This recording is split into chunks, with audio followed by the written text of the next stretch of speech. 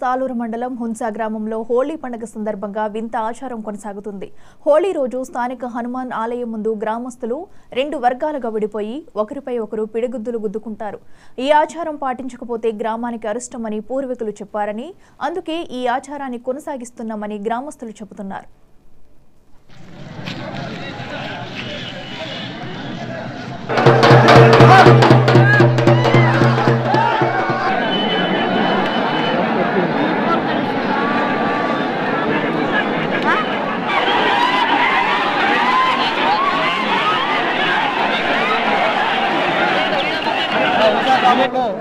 ప్రతి సంవత్సరం హోలీ రోజున మరి పిడుగుదాట ఆనవాయితీ ప్రకారం నిర్వహించడం జరుగుతూ ఉంది.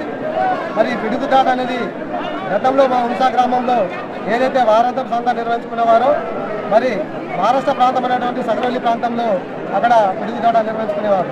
మరి గతంలో వందల సంవత్సరాల క్రితం మరి ఇరు గ్రామస్తులు పెద్ద మనుషులు ఒప్పందానికి వచ్చి ఆ గ్రామంలో జరిగేటటువంటి వారాంతం సంతను సగరవల్లి గ్రామంలో జరిగేటటువంటి పిడుగుదాటను హున్సా గ్రామస్తులు తీసుకోవడం జరిగింది.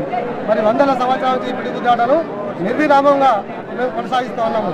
మరి ఈ మధ్య కాలంలో మరి పోలీసులు మరి ప్రభుత్వము అనేక రకాల ఆంక్షలు విధించి మరి ఇది ఆటవిక చర్య, ఈ పిడుగుదాటకు పర్మిషన్ లేదని మా గ్రామస్తుల మీద ఒత్తిడి తీసుకోవడం జరుగుతుంది. మేము ఒకవేళ పిడుగుదాట నిర్వహించుకోకపోతే మా గ్రామానికి అరిష్టమని మా పెద్దలు చెప్పుకునేవారు.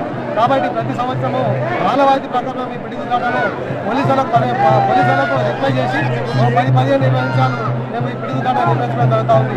ఈ పిడుగుదాట అనేది ఏదైతే హనుమాన్ టెంపుల్ ముందు ఉందో హనుమాన్ టెంపుల్ ముందు 3 గుండెలను పాతి మధ్యలో దారాలు కట్టి గ్రామస్తులు అందరూ కలిసి కూడా చిన్న చితక తారతమ్య భేదాలు లేకుండా మేము గ్రామస్తులు అందరూ కలిసి కూడా 2 వర్గాల్లో విడిపోయి దారాన్ని పట్టుకొని ఒకవేళ పిడుగుదాట నిర్వహించుకోకపోతే మా గ్రామానికి అరిష్టమని పెద్దలు చెప్పుకునేవారు. కాబట్టి ఈ పిడుగుదాట ప్రభుత్వం ఎన్ని ఆంక్షలు విధించినా కూడా మేము గ్రామస్తులు అందరం కలిసి కూడా